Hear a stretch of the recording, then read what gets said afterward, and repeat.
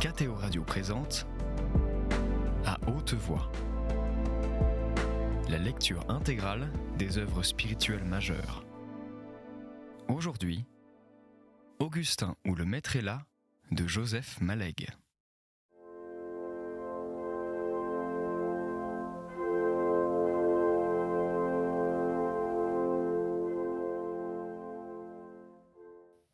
Même sans cette angoisse, Augustin sentait qu'il aurait encore souffert. Peut-être alors d'un simple excès de joie, d'une joie trop aiguë, impossible à nommer, à moins de toute une périphrase, comme extrême, intolérable et douloureux bonheur apporté pour quelques heures seulement par cette sorte de brûlure qu'est la présence réelle.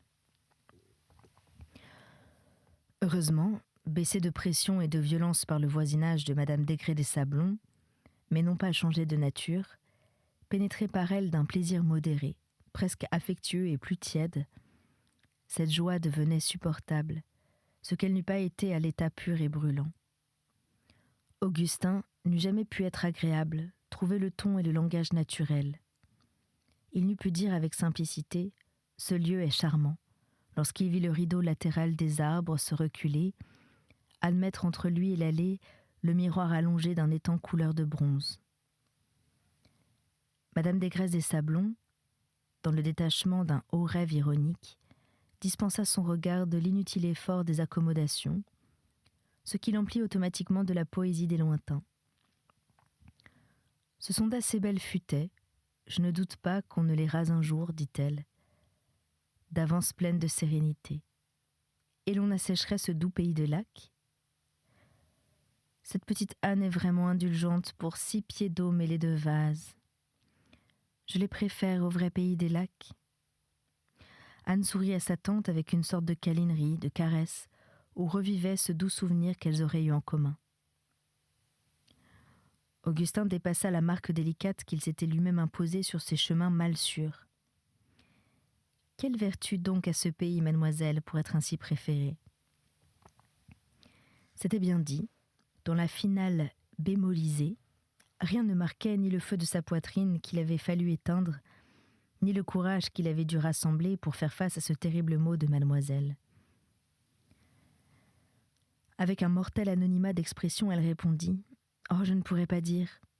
On a toujours des souvenirs d'enfance ou d'adolescence qui embellissent les lieux. » Puis le visage retrouva sa rêveuse et désespérante réserve, tandis que les pas légers créaient alternativement à droite et à gauche de sa robe de souples plis passagers. Augustin savait bien, et comprit une fois de plus, qu'elle pouvait le faire souffrir infiniment.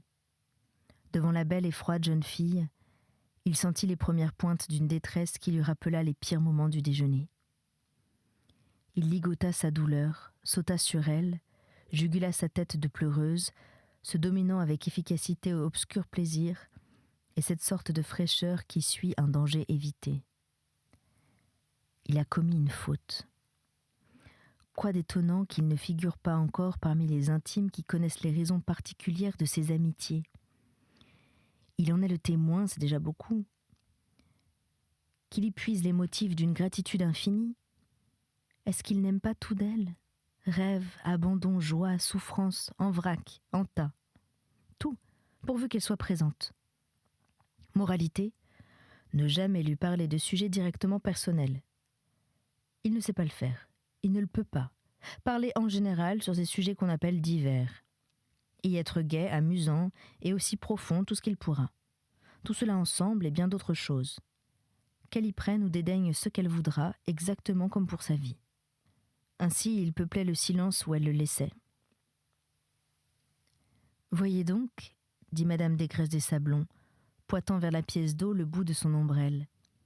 Voyez remuer ces eaux qu'on croirait immobiles. » De faibles rides rondes naissaient continuellement et s'élargissaient autour de points qui pustulaient sur les glacis bronzés. La peau du petit lac recevait en 1000 endroits des piqûres de moustiques et les véhiculait jusqu'à ses rives sur des vaguelettes circulaires. Anne, glissant la main sous le bras de sa tante, jouait avec la partie retroussée et festonnée de son gant. « Ce sont, dit Madame Desgrais des Sablons, des moucherons qui frôlent les eaux Isolément, dit Anne, leurs trajets ne sont pas gracieux, mais ce foisonnement de lignes brisées n'est pas sans vie ardente, ni sans beauté. Augustin dit en souriant qu'en effet ce n'était pas la vraie grâce, selon M. Bergson. Puis il se haït de ce pédantisme. Les sujets divers donnaient mal. Nouvelle détresse, vraiment il était bien moins maître de lui, et dans un trouble plus grand qu'au temps du déjeuner. Mais Madame Desgresses des Sablons eut la bonté de demander dans cette même langueur estivale ce qu'était cette vraie grâce que M. Bergson semblait connaître si particulièrement. Elle est faite de lignes courbes dont le changement de direction incessant, fondu et sans heure, exprime sympathie, accueil, effort des hommes et des choses vers nous. Autant continuer maintenant puisqu'il est commencé ce ridicule développement professoral. Vraiment, dit Madame Desgresses des Sablons, souriant aux profonds entrelacs aériens. Est-ce que vous saviez cela, petite Anne ? Ce qui explique, continuait Augustin, le pathétique de certaines danses. Est-ce que vous dansez, monsieur ? Je n'ai, madame, que des opinions de spectateurs. Les évolutions de danseuses, leurs penchements d'épaules, de tête, de corps, de bras arrondis vers vous présentent une offrande d'elle-même qui est l'extrême grâce. Vos désirs, vos rêves, ceux mêmes que vous ne vous êtes pas dit, prennent corps dans vos yeux sans que vous puissiez comprendre par quel sortilège la danse en a pu prendre conscience avant vous, les capter et vous les offrir. Oh, vous rappelez-vous, Anne, la petite fille qui danse dans le tableau de Romet, la petite fille isolée à la partie droite du tableau de Romet ? Of Earl Gower, dit Anne avec cette perfection spontanée de phonétique anglaise qui suppose des nurses longuement persistantes et sachant leur métier. Et comme ses souvenirs lui plaisaient, elle leur sourit à travers le temps. La danse, dit Augustin, s'enfuit le moment d'après, emportant ses offrandes. Elle n'était pas pour nous, elle n'était pour personne en particulier, mais notre sensibilité ne pouvait les dire sur le dessin des lignes sans croire aussi qu'elle lui était destinée. Condition sine qua non de la lecture, l'œil voit que l'univers s'en croit aussi le centre. C'est le pathétique de la danse, que cette offrande et ce refus mêlés. Rage de ses pédantismes, rage désespérée, il a pourtant mis çà et là des points de suspension pour n'avoir pas plus l'air qu'il ne fallait de réciter ce couplet de cuistre qu'il avait honte de poursuivre. Petite Anne, vous rappelez-vous ce que nous avons trouvé sur le visage de cette petite fille ? N'était-ce pas timidité câline ? Rappelez-vous, petite Anne, c'est vous qui l'avez trouvée. Toute beauté humaine, lâcha Augustin dans une audace folle et subite, est une offrande de bonheur qui ne s'adresse à personne en particulier, bien qu'elle soit recueillie par ceux que le hasard place devant elle. Il fut pris comme sanction d'une angoisse aussi terrible que l'avait été son bonheur. Est-ce qu'il devenait aliéné ? Est-ce qu'il perdait la tête ?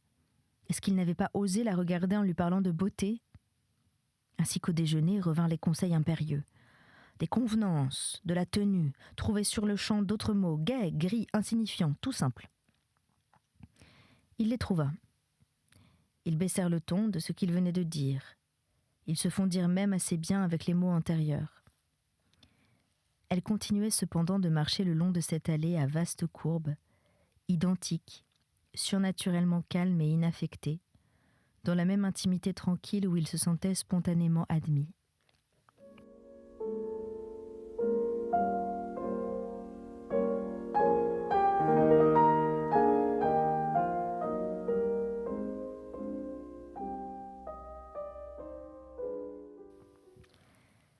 Ses craintes étaient excessives, évidemment.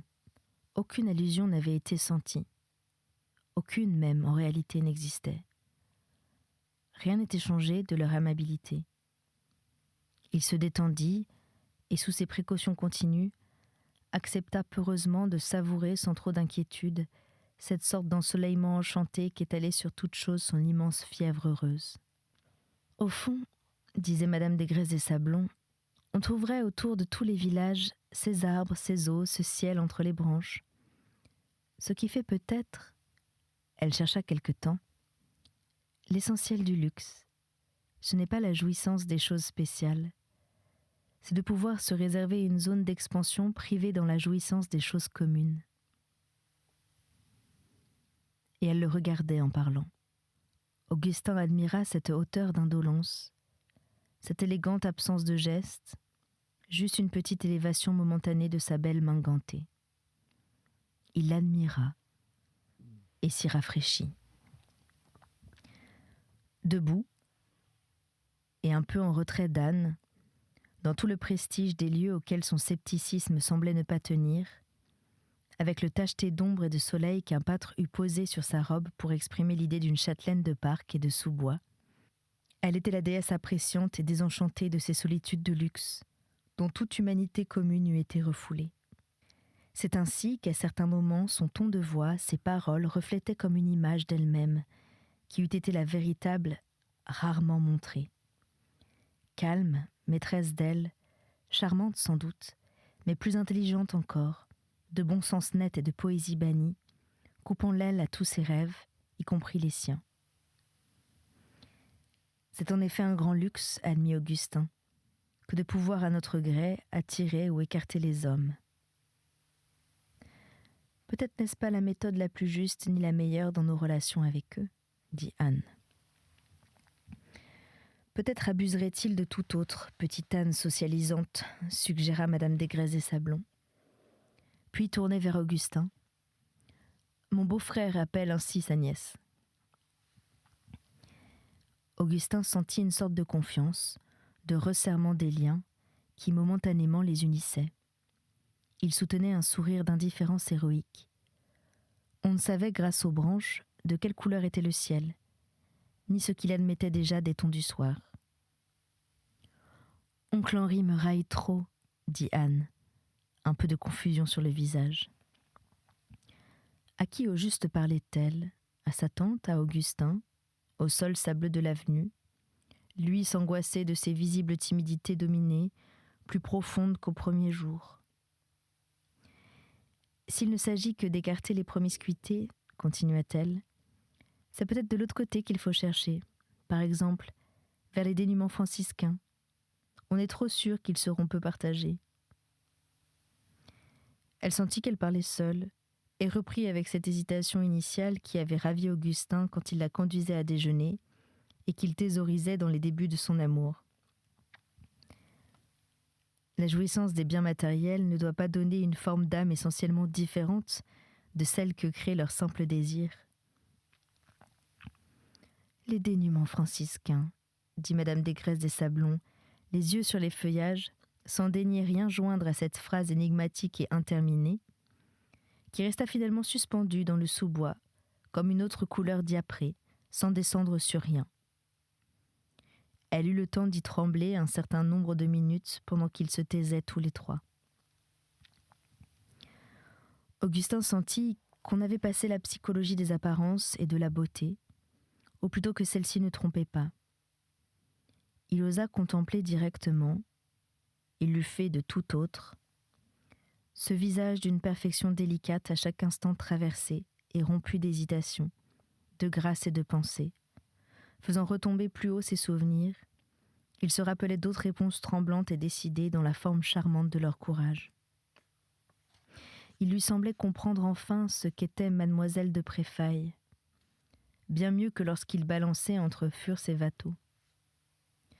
Il s'enchantait de tant de retenue et de sûreté d'elle-même, d'ardeur, de gravité, et de quelque chose comme un idéalisme nostalgique. Il voyait agir et jouer sous ses yeux la ligne d'un long atavisme de séduction impérieuse, le don de susciter les amours et les grands dévouements passionnés, d'enjuguer les hommes, de les atteler aux chars de belles causes historiques, poétiques et perdues, sans autre salaire que l'immense joie de la servir. Toute la physionomie des héroïnes d'autrefois, nées aux marges vendéennes, dans le pays d'où venait son nom, revivait en elle sans qu'elle le sût. Identique, mais assouplie à l'intellectualité moderne, elle jouait une intelligence déliée au rare métal de leur volonté fine, à leur cœur romanesque et charmant. Telle aïeule de miniature, princesse de rêve et de passion, beauté pensive et ravissante, avait gardé les sombres hommes de ces landes, de ce regard qui les changeait en héros. L'œil d'Augustin descendit de la petite tête héraldique jusqu'aux chaussures de daim gris mat. Elle se mouvait avec cette délicatesse précise et continue qui évoquait un contact floral. Sur le sol, aux places touchées, Augustin souhaita de mettre ses lèvres. Seul, il l'eût certainement fait. Il sourit de lui-même, il se dit qu'il avait bien compris. Il se jugeait sans exaltation, se voyait nettement, connaissait sa servitude. Elle l'avait aidé à comprendre. Il savait que si mademoiselle de Préfailles lui avait fait l'honneur de désirer de lui quoi que ce fût, à peu près rien n'eût compté au monde, et que c'était ainsi. Sans souci de pédantisme, il reprit la pensée d'Anne, comme il l'avait fait déjà, il y avait 1 mois, puisque cela lui avait plu. Il expliqua que le niveau moral moyen des hommes dépendait en effet pour la plus grande part des facteurs économiques, au point qu'une école de sciences sociales, due à l'abbé de Tourville, en avait fait l'instrument d'une psychologie collective vraiment explicatrice.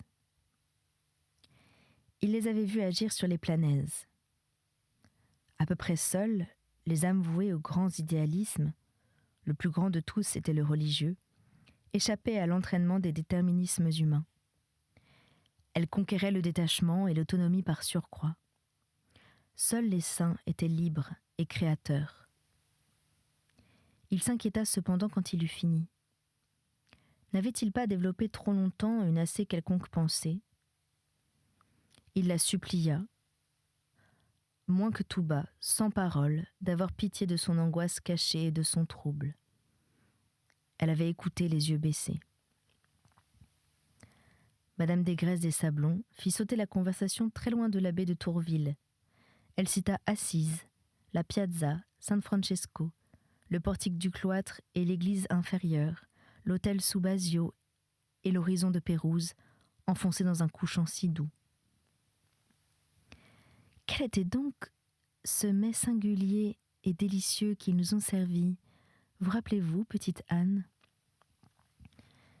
Des visions riches et précises d'art et de voyage, celles dont Augustin avait dédié quelques miettes à Madame Marguillier, s'offrir dans une liberté heureuse, tous leurs secrets cachés, rien ne s'en trahissant qu'une animation soumise à 2 ou 3 imprévus contrôles, et peut-être çà et là, un peu trop d'inexplicables joies. Et encore, qui pouvait dire ? L'émotion née de Giotto avait le droit d'être grande, et aussi l'effet de tant de belles autres choses secouantes, expliquées avec détachement en une sorte de souriante poésie brusque. Anne semblait se plaire extrêmement.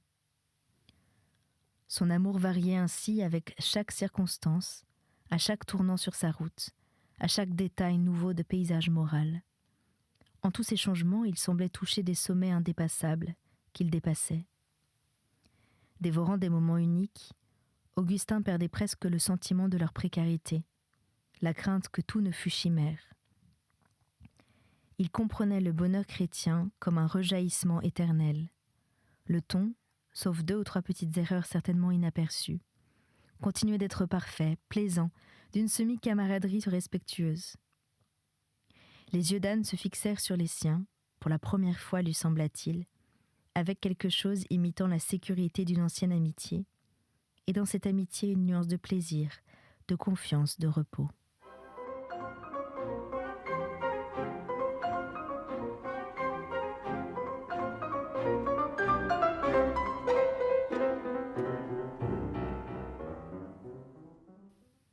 Il lui semblait ne pouvoir désirer plus, que c'était là un pas immense, qui devait sans doute combler tous ses vœux. Au sein de cette joie, il sentait désirer encore. Directement exposé au limpide feu bleu sombre, ceux-ci ne pouvaient se retenir d'offrir, comme il l'avait lui-même expliqué, les riches promesses de ce bonheur lyrique, postulat de toute beauté.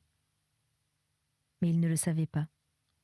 De toutes ces idées trop générales pour être allusives, elle n'avait rien pris pour elle, heureusement. Toutes ces puissances de séduction et de conquête s'exerçaient en une indifférence presque dédaigneuse, en tout cas, sans qualifier attention. Elle n'exprimait presque rien d'elle-même, était simplement les pouvoirs spontanés d'une beauté héréditaire et le chef-d'œuvre transmis de son corps. Mais son âme personnelle et réfléchie, si elle n'ignorait pas ses dons, et comment l'eût-elle pu, semblait plutôt les restreindre et les confiner au profit des qualités d'un autre ordre, comme sa franchise d'accueil, le naturel de ses paroles et leur sérieux charmant, de visibles profondeurs morales, une amitié fidèle, droite et lente à naître. Il faudrait, dit Madame Desgresses des Sablons, avec ce mélange de caprice et d'indifférence dans les choix des sujets, qui était si bien d'elle, il faudrait demander à Monsieur Méridier. Nous irons sans doute voir les ruines des bois de Chaux-de-Fonds. Comme vous seriez aimable d'y venir avec nous, vous auriez de si belles choses à nous dire. C'est assez mal accessible, réfléchit Augustin, d'une voix qui semblait chercher, s'arrêter, balbutier, alibi commode d'une émotion qui l'étouffait. C'est à 2 heures de voiture, et à 1 heure et demie de marche à travers les bois.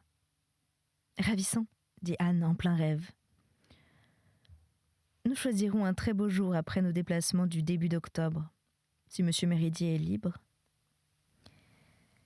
Certainement, madame, fit sa rude hâte immaîtrisée.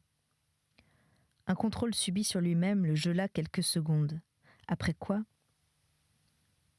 Certainement jusqu'en novembre, madame, nuança-t-il d'un timbre encore sourd. Il reste, je crois, quelques très nobles choses, demandait Madame Desgresses des Sablons. Nous ne les connaissons pas.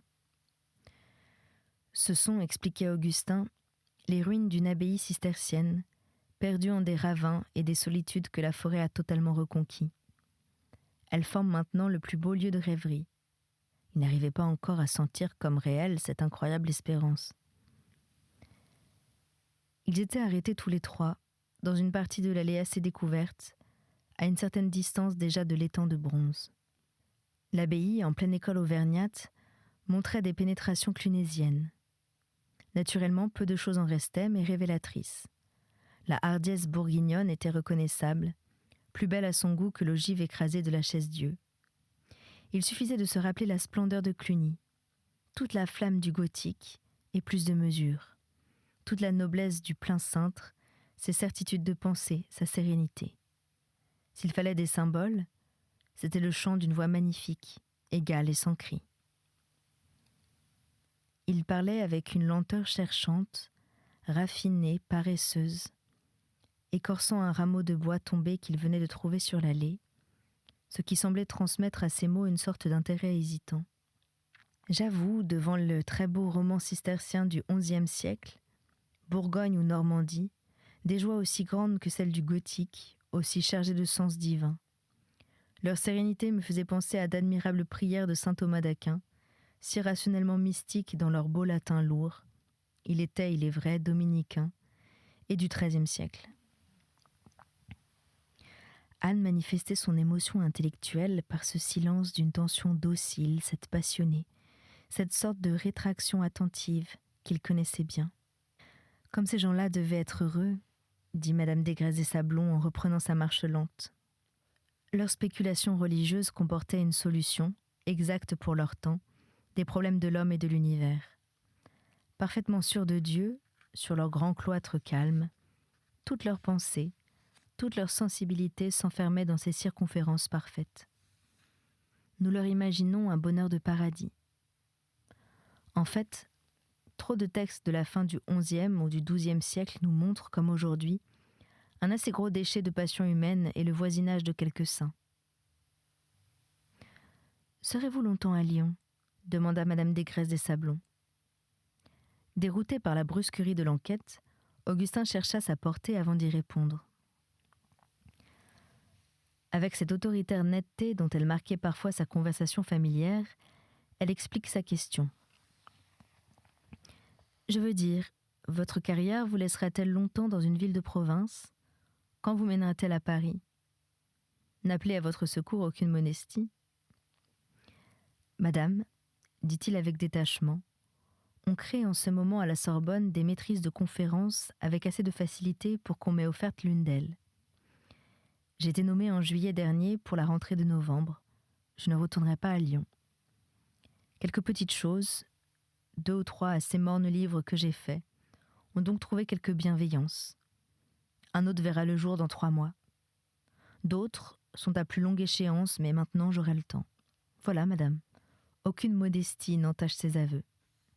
Elle gardait cette froideur élégante qui était dans sa manière et s'accentuait avec l'estime où elle tenait les gens. Ces ouvrages doivent être longs à faire, dit-elle. Les méthodes de travail actuelles sont complexes.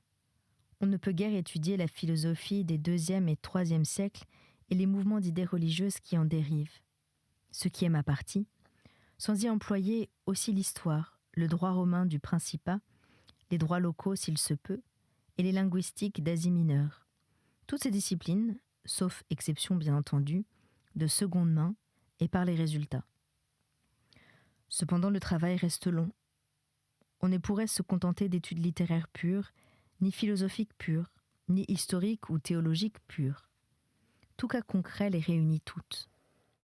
Desserrant l'étreinte qui le garrottait depuis le début, un peu d'air libre souffla.